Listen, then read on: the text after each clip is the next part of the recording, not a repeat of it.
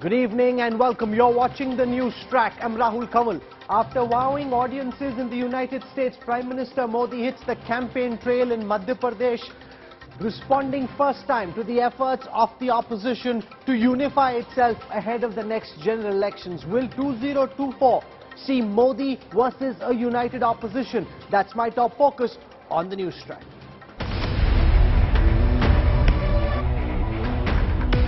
Prime Minister's fiercest attack on opposition. घोटाला.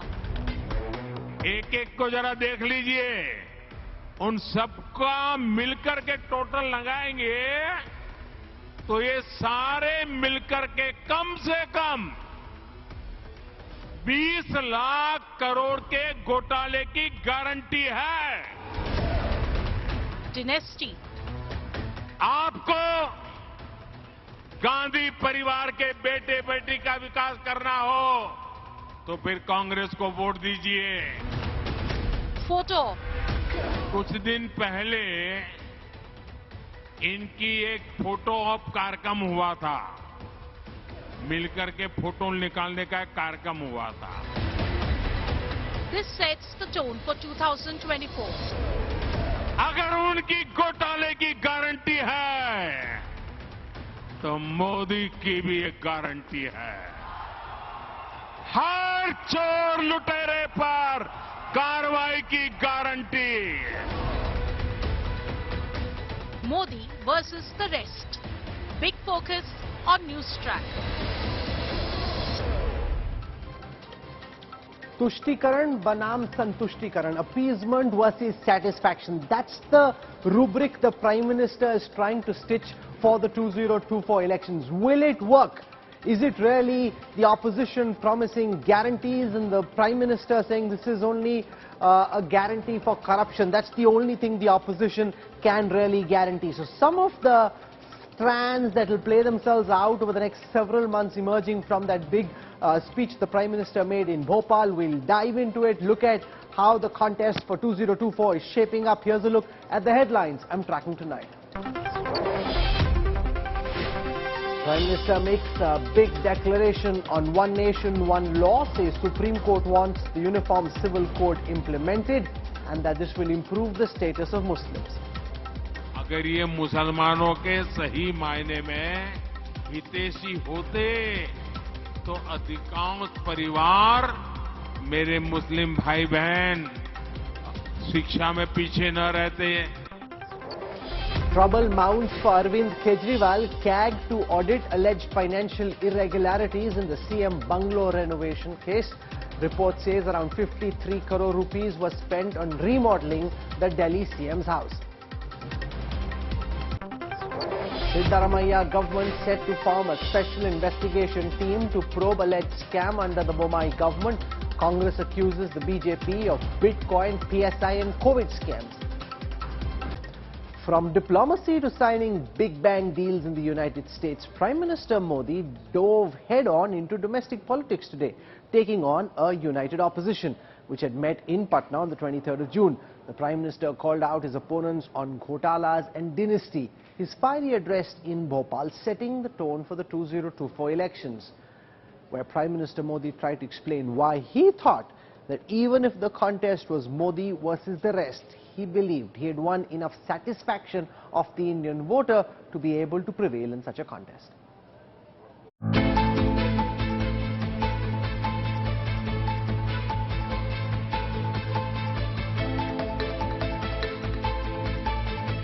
Back from the whirlwind tour of the United States and Egypt, Prime Minister Modi switched gears from diplomacy to domestic politics.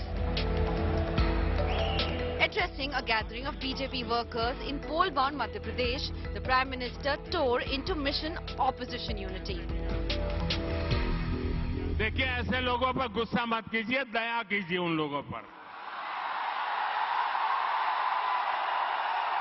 2014 हो या 19, वो कितने ही घोर विरोधी थे, लेकिन उन दोनों चुनावों में हमने देखा कि इतनी छटपटाहट नहीं दिखी जितनी आज दिख रही है।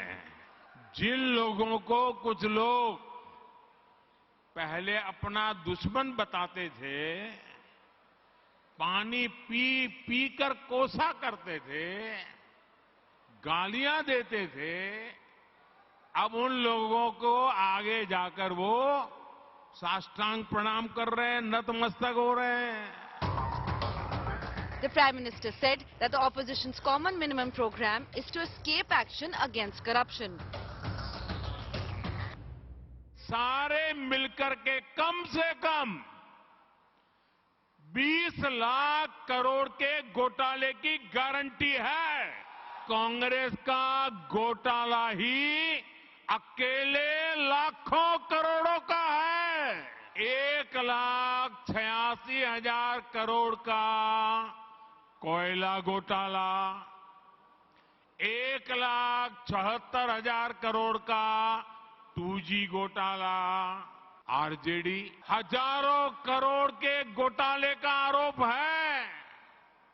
चारा घोटाला, अलकतरा घोटाला, टीएमसी पर भी 23,000 करोड़ रुपए से ज्यादा के घोटाले का आरोप। He declared the only guarantee that the opposition parties have is of घोटाला or scams. अगर उनकी घोटाले की गारंटी है, हर घोटालेबाज पर कार्रवाई की गारंटी। जिसने देश को लूटा है, उसका हिसाब तो हो करके रहेगा। Then came an all-out attack on dynasty politics. Gandhi परिवार के बेटे बेटी का विकास करना हो तो फिर कांग्रेस को वोट दीजिए। आपको मुलायम सिंह जी के बेटे का भला करना है तो फिर समाजवादी पार्टी को वोट दीजिए। अगर आप लालू परिवार के बेटे बेटियों को उनका भला करना चाहते हो तो आरजेडी को वोट दीजिए। आपको शरद पवार जी की बेटी का भला करना हो तो आप एनसीपी को वोट दीजिए। आपको अब्दुल्ला परिवार के बेटे का भला करना हो तो आप नेशनल कॉन्फ्रेंस को वोट दीजिए। आपको करुणानिधि जी के बेटे बेटियों पोते पोतियों का भला करना हो तो डीएमके को वोट दीजिए। The opposition parties were ready with the counter.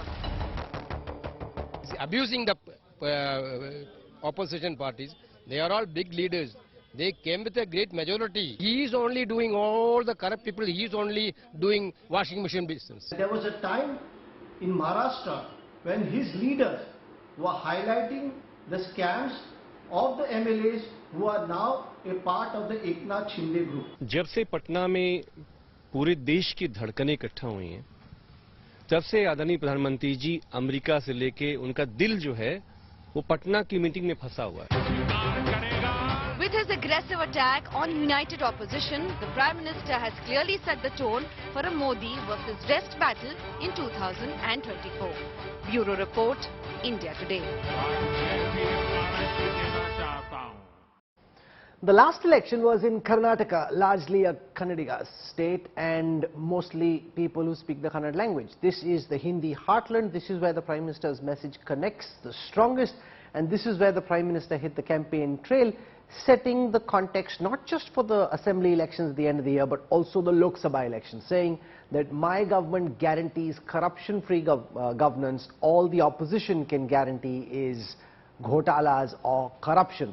Vote for them if you want to vote for dynasty and corruption. Can Prime Minister Modi use the Santushtikaran shield, that day of appeasement, I am working towards satisfaction, satisfying our voters? Can this cut through the opposition's attempts to come together? To talk about this, we're joined in the studio by India Today's consulting editor, my colleague Rajdeep Sardesai. With us for perspective is Rahul Verma from the Center for Policy Research. For political perspective on the show, we're joined from the ruling BJP by Syed Zafar Islam and from the Congress by Salman Soos. I want to go across to Rajdeep first because we hadn't really heard the Prime Minister since the 23rd of June when the opposition did that united opposition meet in Patna. The Prime Minister was in the United States at the time. He's come down and seamlessly transitioned from talking about diplomacy to talking about politics. Can this plank work, that they guarantee corruption, I guarantee good governance?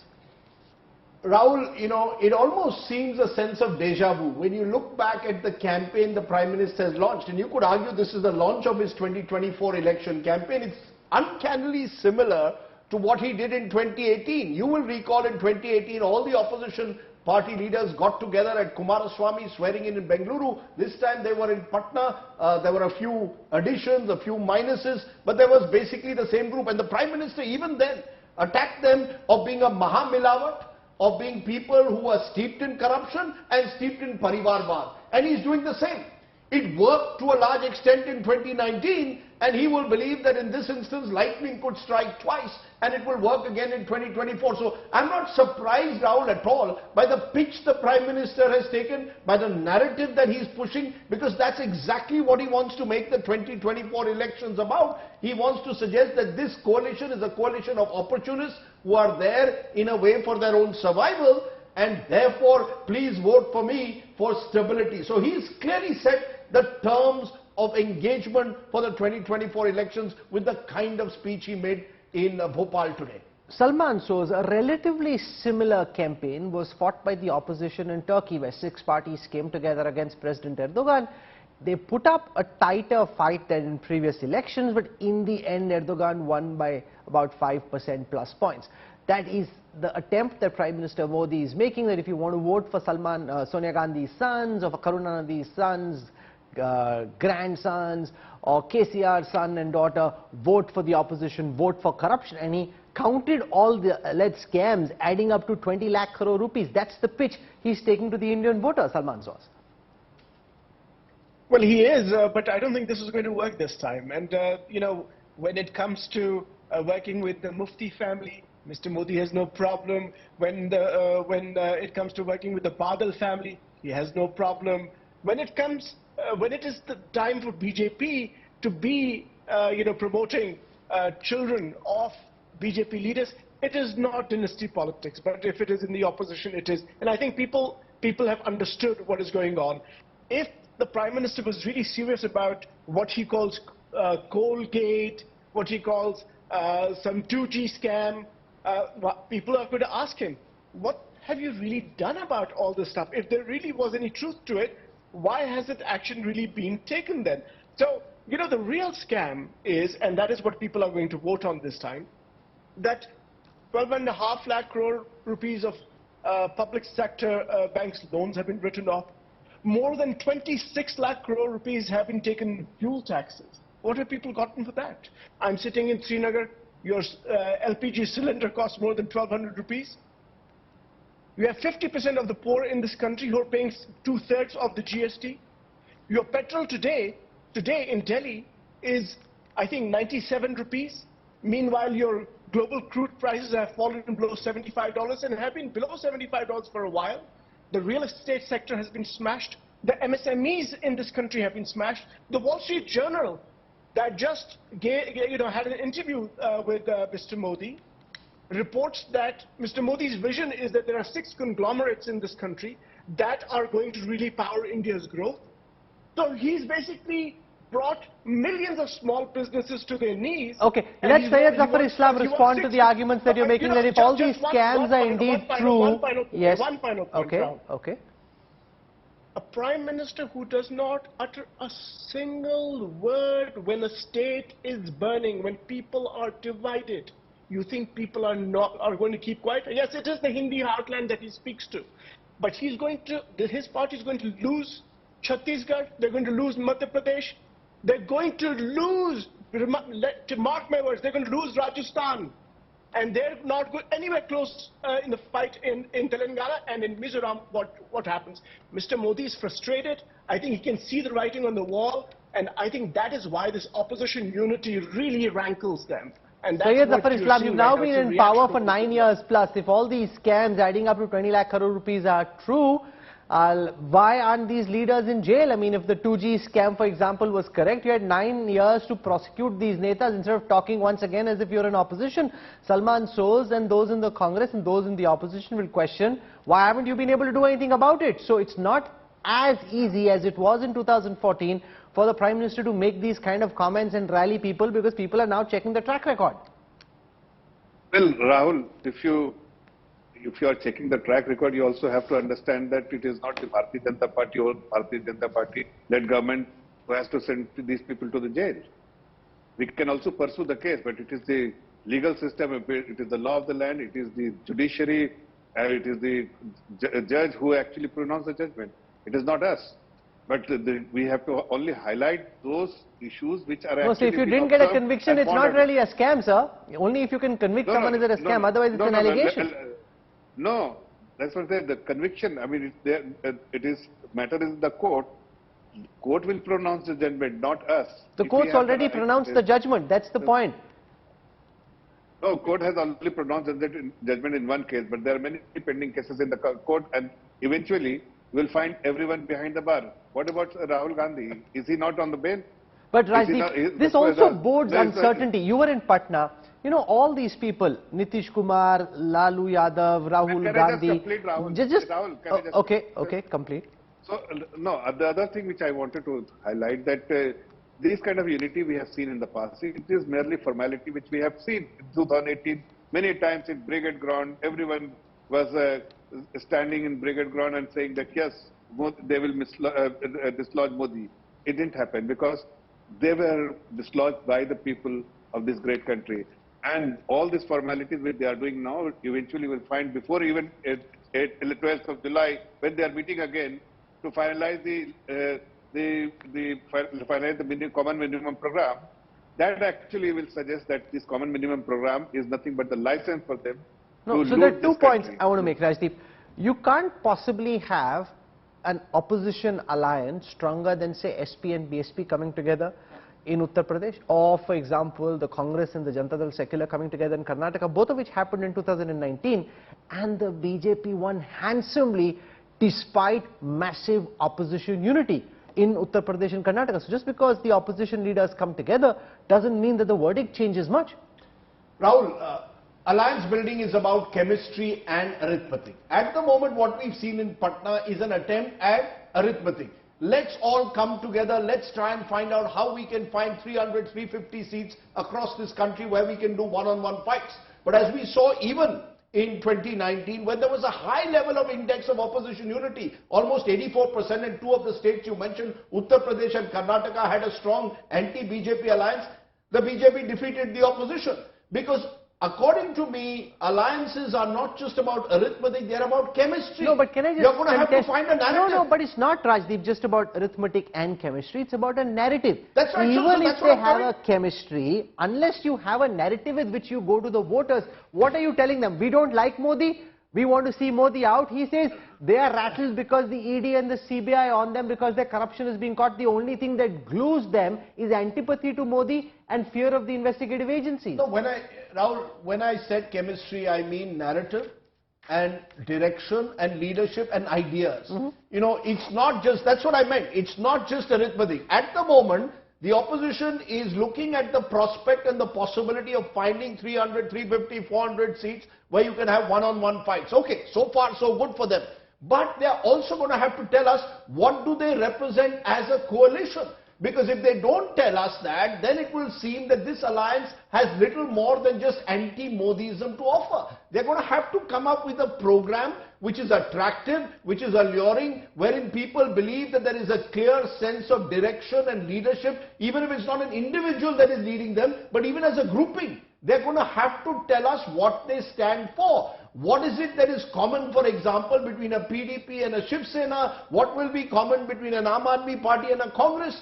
Not just in terms of seat sharing, but in terms of what I said is the chemistry, what you described as narrative. I haven't seen that yet. Will that happen? Possible. Rome is not built in a day. Patna isn't. So I'm not saying that what happened in Patna necessarily is the end game for the opposition, but the opposition needs to recognize that if they don't want 2024 to become what happened in 2019, they're going to have to give us a very compelling narrative as to why people should not just vote out the Modi government, but vote in an opposition alliance. If you want to take down as powerful a Prime Minister and as popular a government as this, Rahul Verma, is the mere coming together of opposition forces enough, or do you think they need to come up with a cogent idea, a promise that voters buy into? Because in the absence of the idea, if your only glue is anti-Modiism or that investigative agencies are being misused against you, does that cut enough ice with the voters to be able to get them to vote against the BJP and this Prime Minister? Thank you, Rahul. I agree with Rajdeep a lot on the 2 points he made. First, dynasty plus corruption narrative is not going to be surprising in the run-up to 2024. Prime Minister Modi is going to use it. He knows this is opposition's weak spot. And so he's going to continue using this idea, saying that all of them have come together because all of these parties are dynastic and there are charges of corruption. Whether they are proven or not, that's a different matter. Second, your question in some ways answers it also. See, all elections are made up of, basically all election campaigns are made up of 5 things. First, you have to identify what your targeted constituency or group of citizens you are basically trying to mobilize. Second, what is your message? And message is basically based on your ideology, your performance, all those things, which is what you're calling as narrative. The third one is, what is the machinery that you are going to use? So organizations, in many cases, some of these organization parties may not be able to match BJP's machinery. Fourth is, who's your messenger? Who's the leader around which the message, around which the mechanics, everything is going to work? And 5 is, without performance, you can't basically weave all of these together. So in some ways, you have to see Patna as the first step. It was the easiest step for opposition to take because many of these parties who came together, they have always, for last few months, they have been making this kind of noise. In many places, Congress is already in alliance with many of these players. So what happened in Patna is nothing sort of extraordinary. But this is the first step. They have taken it. Now they are planning to meet in Shimla. And I hope between Patna and Shimla, and by the time assembly election happens, the opposition does not only focuses on who's coming together, but also what their idea of India is going to be, on what ideological narrative they are going to challenge BJP and Modi. Rajiv, how cohesive did they seem when you were speaking to these leaders in Patna? Did they seem like a ragtag coalition? You've covered a few coalition governments, and I just came back from the US and speaking to many congressmen, senators and US political scientists. The one very clear sense is the reason why India is now being seen as an emerging great power as opposed to being seen as a middle power in years gone by is because of political stability, which is one of India's biggest plus points in the eyes of Western observers, that here is a government that's doing whatever it is, what's and all, even if you leave them aside for a moment, it's got political stability and get things done. Does a coalition prospect unsettle that?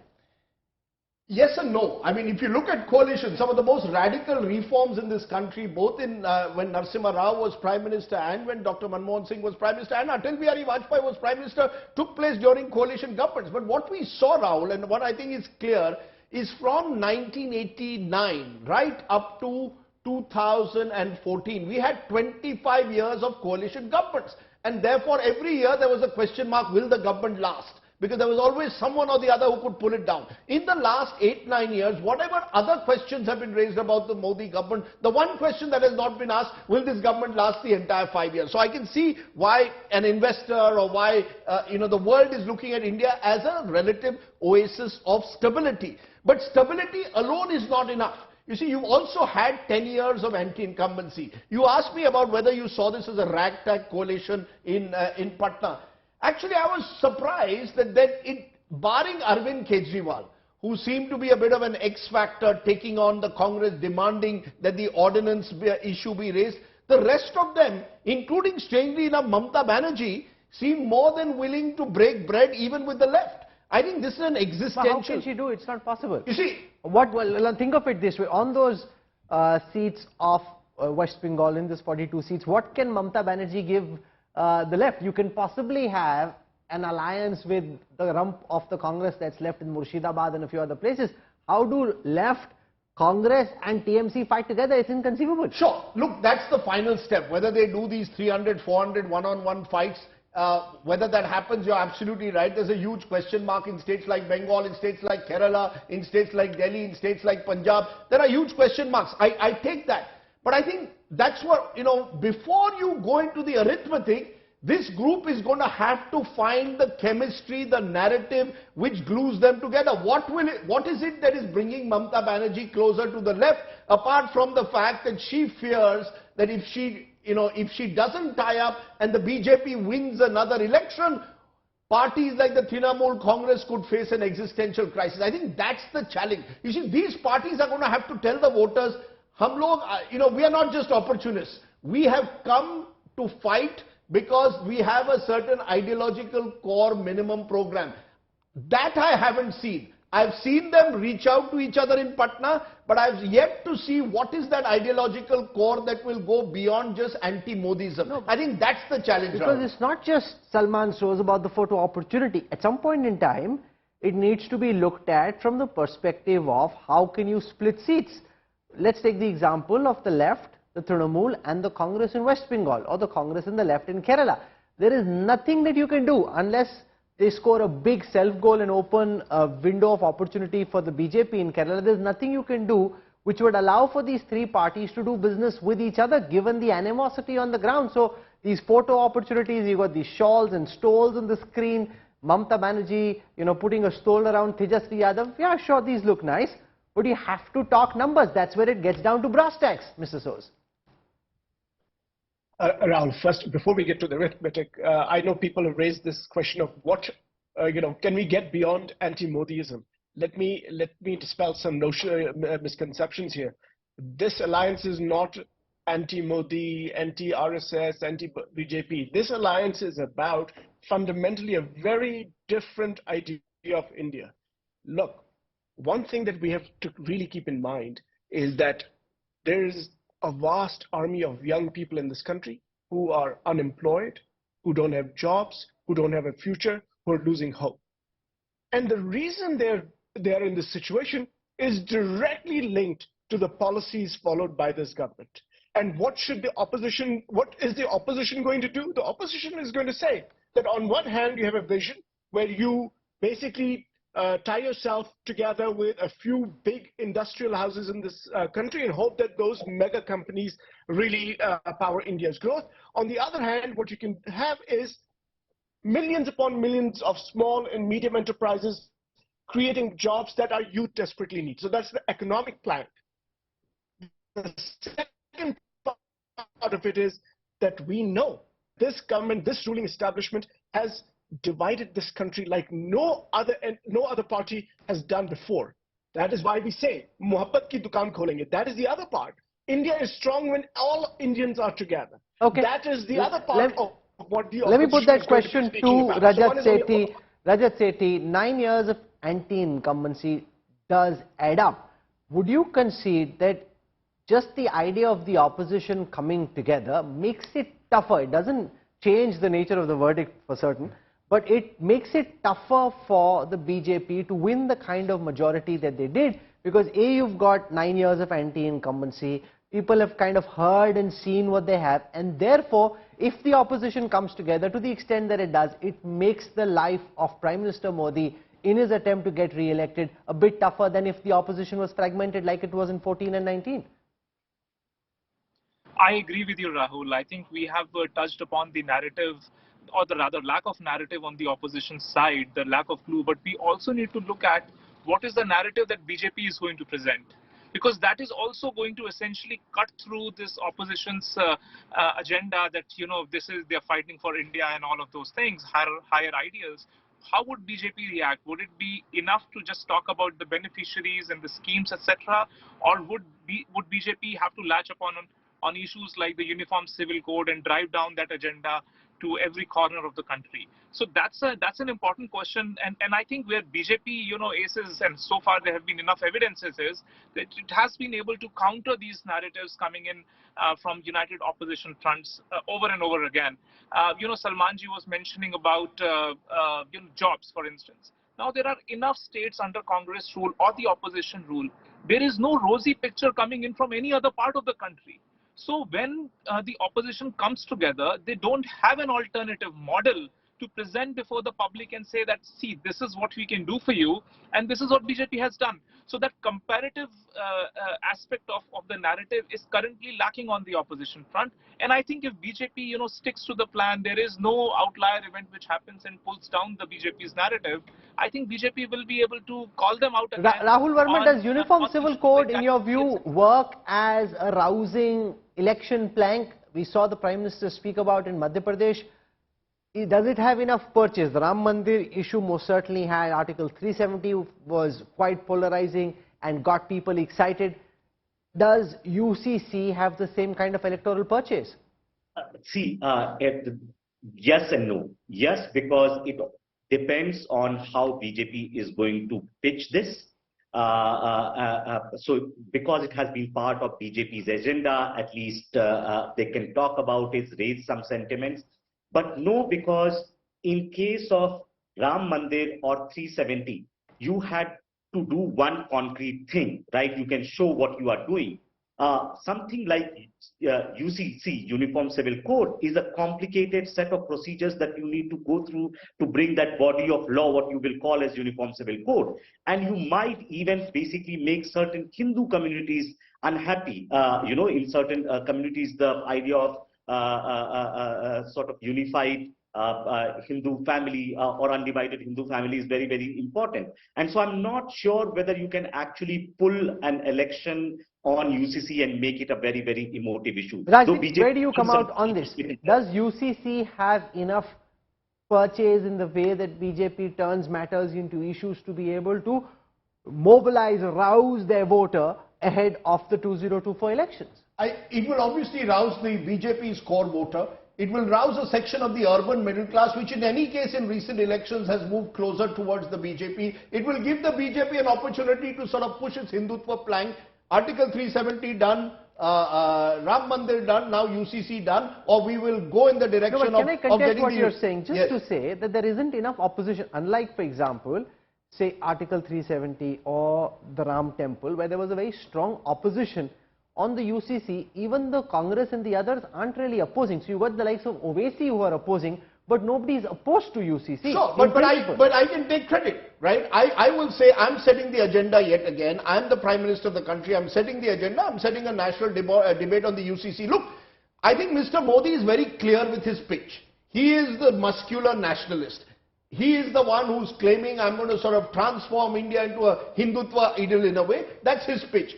The opposition has an opportunity, as we saw in Karnataka. In Karnataka, the fact that women, Dalit and the poor voted in much larger numbers for the Congress than they voted for the BJP gives the opposition a plank. You know, there was a leader in Patna who told me, if the Congress had any sense, they would make Mallikarjun Kharge their choice for Prime Minister. Look at the powerful symbolism in the times in which we live of a Dalit as your Prime Ministerial candidate. I mean, he was a lone voice, but that's the voice. You see, that's your hope. To create, if the opposition has any chance, offer a minimum income guarantee scheme that Rahul Gandhi spoke about at the last minute before the 2019 election. Come before it, you see, the Prime Minister,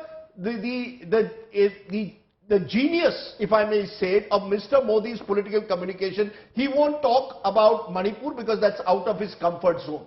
He will talk about Uniform Civil Code because he wants to trigger a national debate on it. Why doesn't the opposition trigger a debate on the minimum income guarantee scheme? Why is the opposition unable to take up one issue consistently and say, let's have a national debate on it? What the Prime Minister will now do, is my sense, over the next couple of months, get all the BJP leaders in different states to start talking about Uniform Civil Code. He will not talk about his things outside his comfort zone, but Uniform Civil Code is very much of his comfort respond to this, that Manipur's been burning for more than a month now. The Prime Minister hasn't uttered a word about the state and what's happening there. Why is that, sir?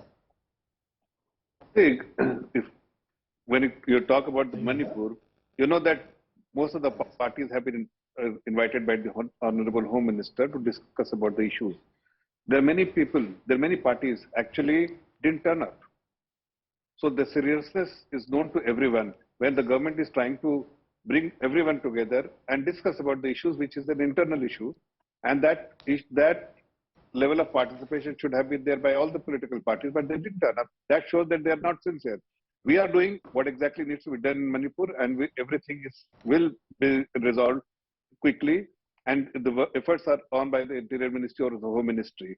But as far as the narrative which Salman Sood was talking about, that narrative will not work, because people of this great country knows what the contribution was made in their life by this government in last 9 years.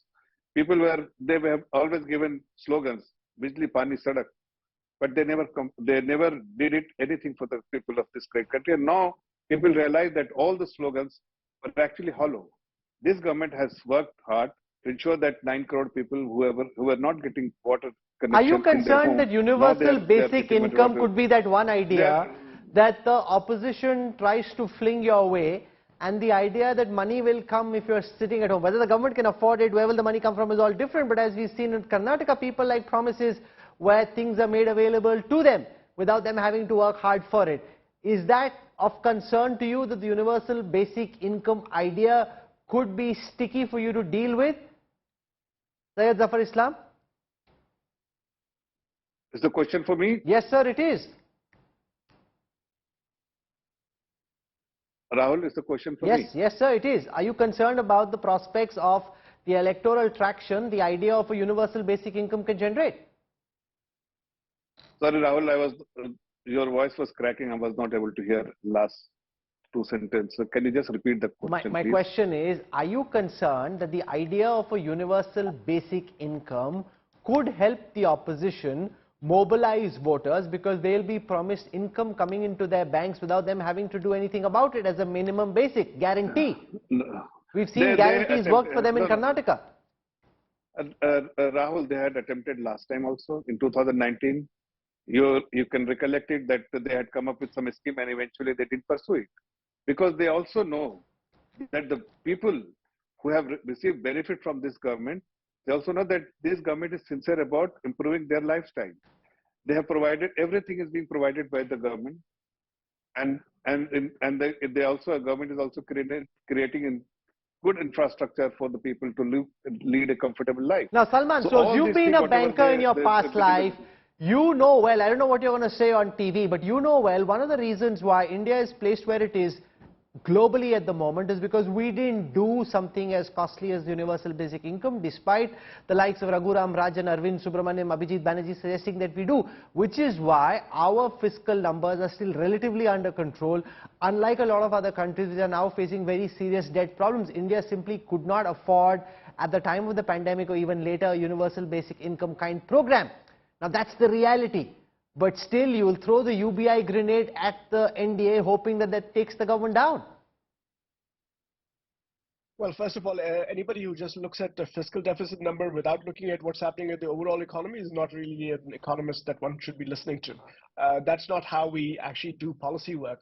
But I don't want to get into the policy part of it. I know our friend from the BJP will not really talk about substantive issues. Neither will the Prime Minister, by the way. The Prime Minister will keep quiet about Manipur. He'll keep quiet about China, even though China sits on Indian territory. He will not talk about unemployment. He will not talk about inflation. He won't talk about all these things. Of course, he should not. He will talk about things like the UCC, but I don't think that those things are going to fly, because that is not what our people are interested in. I think in this election, what will happen is that people will say, look, we gave you a great mandate the first time around, and in the second time, we gave you another great mandate. Now we've given you all this time, and you still keep distracting us. You still keep pushing fear instead of hope. You still cannot create jobs for us. You still go out, you make accusations about the opposition without doing anything about them. So I think my sense is that if Zafar Bhai is right, for example, and he says that Mr. Modi has done this, he's given them this, he's given people all these things, Ravelis, then they should win. But what is the reason that any reasonable analyst that you talk to these days, what is the reason that they're going to lose Madhya Pradesh, Chhattisgarh? You don't know that yet. You don't know that, sir. And even Rajasthan. Sir, if you've already announced the results for what will happen in December, then all of us can just go back home. We can just go back home. There's nothing for us to do. All of July, August, September, October, November and December, all of us can just chill, have a good time because Salman shows already... You know it, I know it. Okay. You know it, I know it. People are fed up. And by the way, if you want to know why people are not talking even more about these issues, it is frankly because of mainstream media, which is complicit in what Mr. Modi and the RSS and the BJP... So you are here on TV saying exactly what you want. What complicity are you referring to? You said what you wanted. Salman Soz has said what he wanted. I dismiss sternly the charge of any notion of complicity.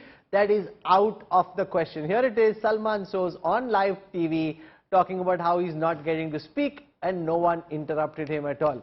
The irony is contained in that answer itself. But I don't say you don't let me speak. I'm saying that you're not taking Mr. Modi's, what Mr. Modi has done to the country. You people are quiet about it because you fear this this regime. That's why the press freedom index is where it is. Why? I mean, come on, this is an open secret. This is everybody knows. So, you know, let's just let's not talk too much about it. Okay, so what we've seen during the show is the Congress put out its narrative. The Prime Minister this morning laying out the BJP's narrative for the 2024 elections, which he hopes will carry him through the assembly election as well. Nobody likes the media, which is fine. The BJP thinks you're always anti-us, anti-Modi media, and the Congress thinks the opposite. We live with that. It's no big deal. We just do our job, do it as well as we possibly can, go back home to our family and our friends, and let the BJP and the Congress say exactly what they please.